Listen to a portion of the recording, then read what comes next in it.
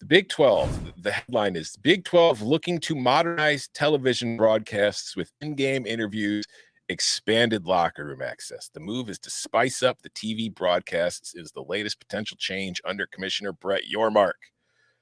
Who's asking for this, bud? I actually am going to argue with you here, and this is not planned argument. I think this is probably a smart move by the Big 12.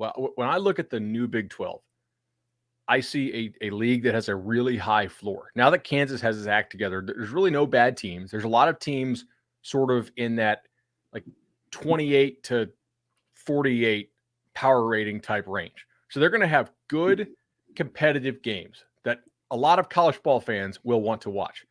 But a lot of casual football fans won't, right? And we saw that with the ratings for Texas and Oklahoma. There's a reason ESPN was willing to pay so much to poach those teams, because if you're going to do really big ratings, you need casual fans. You cannot make a living on the diehards unless you're a subscription service, which obviously they're not. So I think anything that can maybe be unique or different or help to draw in the casual fan, because I'm going to be watching the Big 12. I think it's going to be really good, really competitive, exciting ball, everything down to the finish line. If you got something that's going to help to draw the casuals in because it's a little bit different than what you normally see, that's kind of different. Oh, like you watch it at a bar. Oh, look at that. That's kind of neat.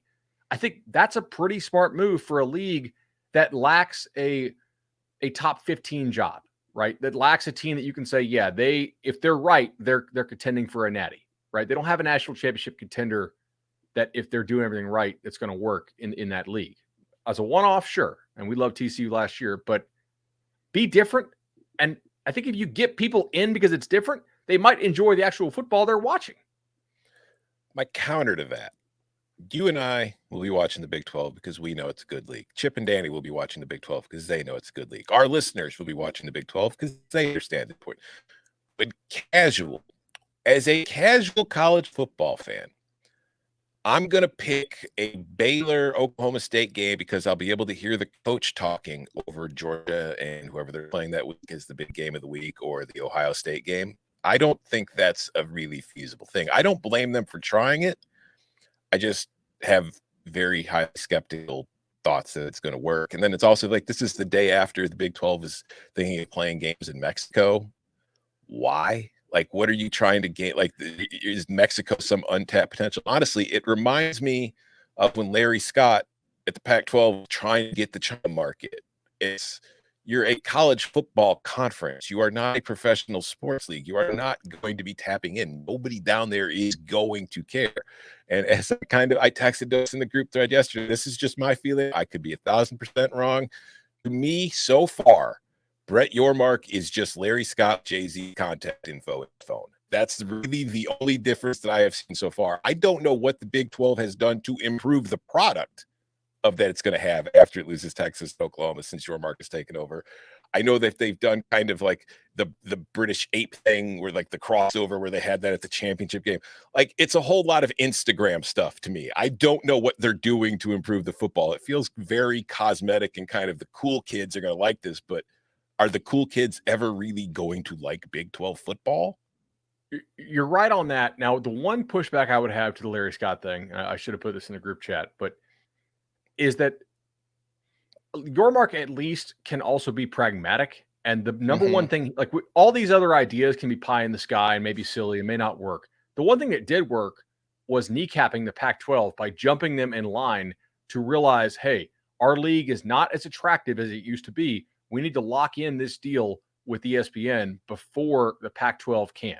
And like that clearly gave them a little bit of a leg up in some areas on the Pac-12. So even if all of these new crazy ideas that Brett Yormark has fail, like if they all suck, if they don't get more casuals to watch these games, they're still in a better spot than what Larry Scott left, because like Larry Scott's idea for the Pac-12 network was interesting, but the execution, mainly by him and like some of his exec staff was horrendous, right?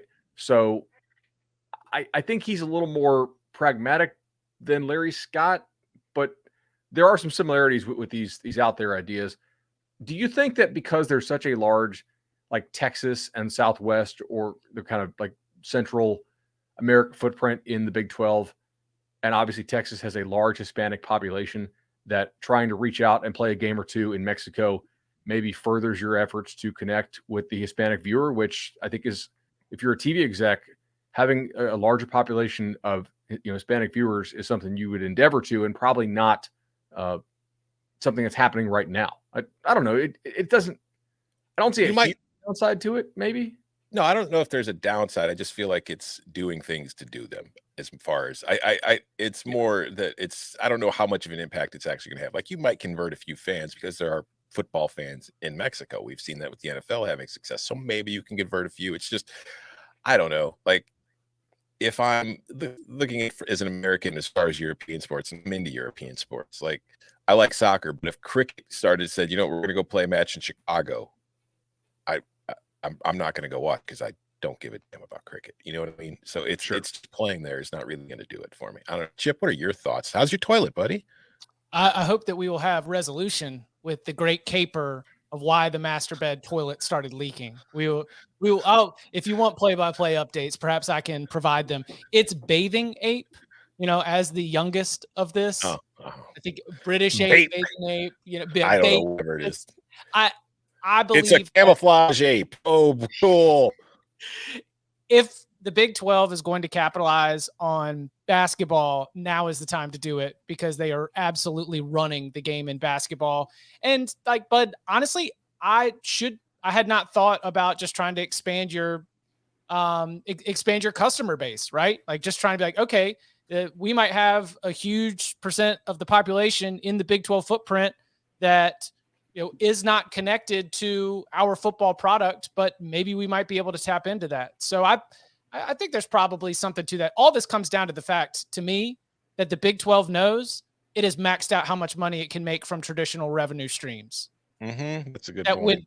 When Brett Yormark is talking to the athletic directors and the university presidents, he's saying, like, look, this deal is as good as I can get. And if you really want to close the gap with the SEC and the Big 10, we are not going to do it from our television deal. We are going to have to do it from other revenue streams. So that was my strongest take from this is, okay, they realize they've maxed out. And I can't say that I hate at least the initiative to try and get creative about finding ways to make your schools more money, because that the in-game interviews, all of this is just trying to do anything to just get a little bit more value, because otherwise they've maxed it out. I mean, even further expansion would mean they max out, right? Yeah. I mean, there's still, we can transition to Dennis's latest story on this too, if we want, but he wrote in his latest one about their TV rights. They are keeping that open dialogue with the Four Corners schools. So I don't know that that's done yet. But on a per school basis, it's not like adding those schools is not going to be able to drive it up. And that's where you have to go to Mexico, to Rucker Park, and create all these, extra little things just to be able to make it happen. Can we get Mexico City, the university, like a school there in the Big 12? Can we just go the first international conference? Maybe. Do they have a good football team? But they probably have a good football team, but I don't know if they have a good football team.